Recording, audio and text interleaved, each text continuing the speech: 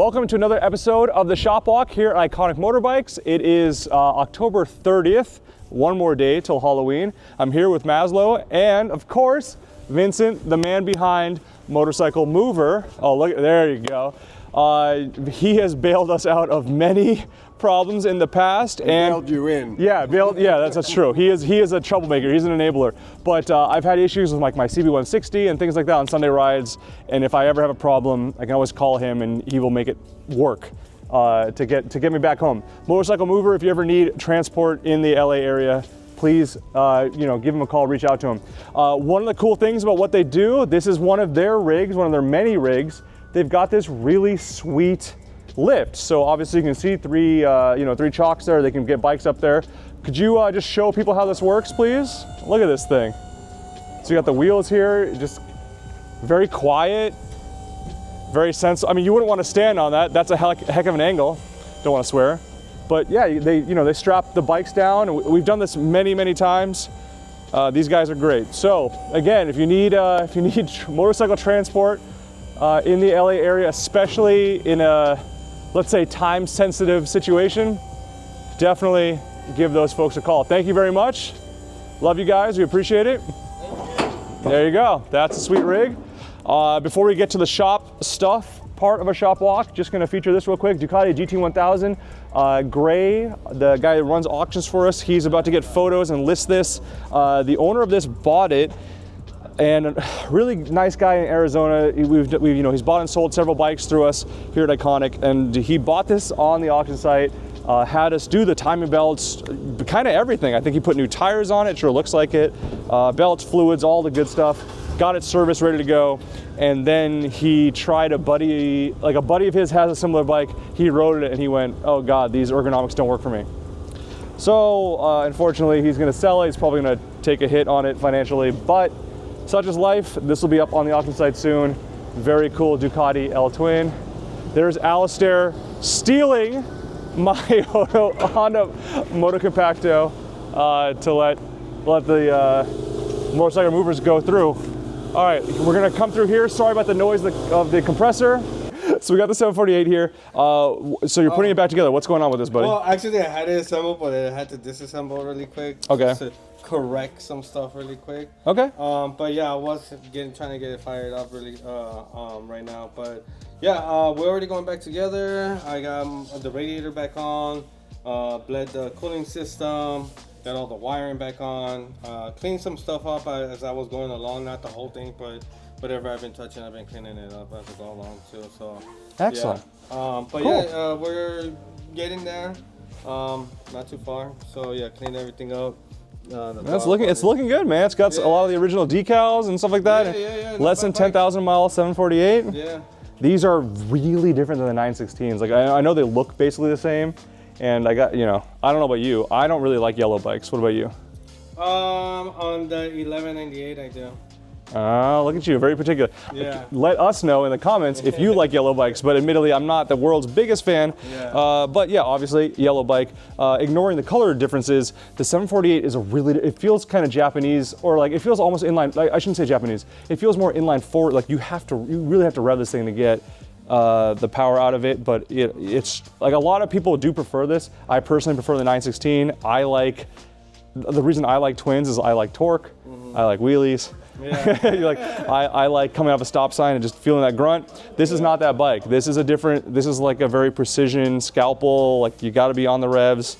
Yeah. But it's cool for its own reasons. So hopefully we'll find this a good home. Or no, we won't. No, this is a service bike. Yeah, this is a customer's bike. Yeah. No.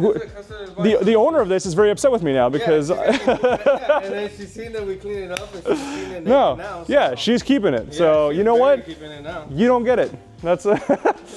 All right, speaking of Ducatis, we're going to jump from a V-twin to a V4. Unfortunately, we started this video talking about our buddies over at Motorcycle Mover. This is a tragic story.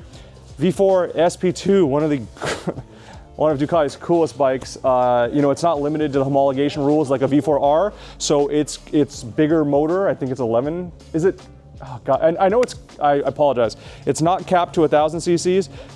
So they run a bigger motor on this. Ducati markets this as like the ultimate track day bike for someone that's not really racing, not limited to certain classes. Like if you just want to go out and do track days, go as fast as possible on something really exclusive.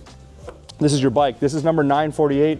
It has all of 44 miles on it. And unfortunately, if you could come on this side, my friend, unfortunately the owner went down on it. Thankfully, he's okay. That's the most important thing.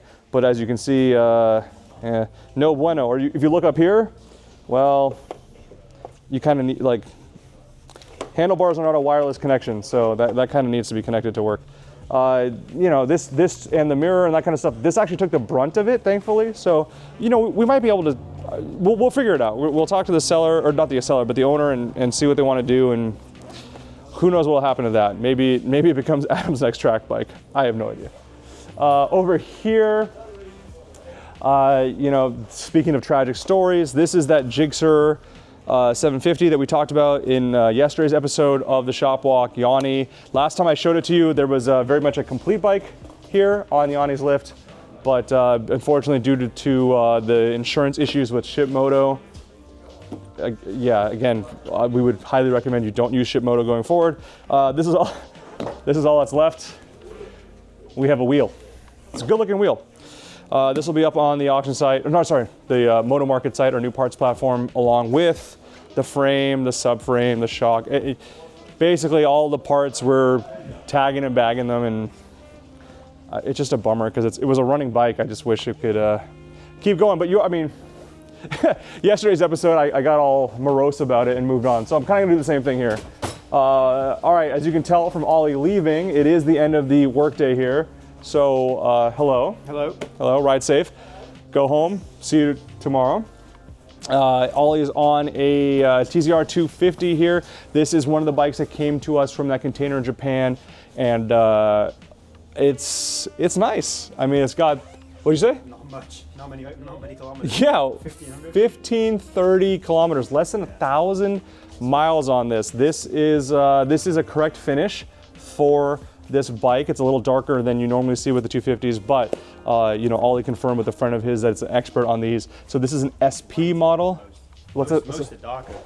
Say it again? Most are darker. This is lighter. Oh, thank you. Sorry, thank you for the correction. I appreciate that. So yeah, most of them are darker than this finish. This is called, what'd you call it, graphite or something like that? Yeah, it's a light graphite. Yeah. It's a dark graphite.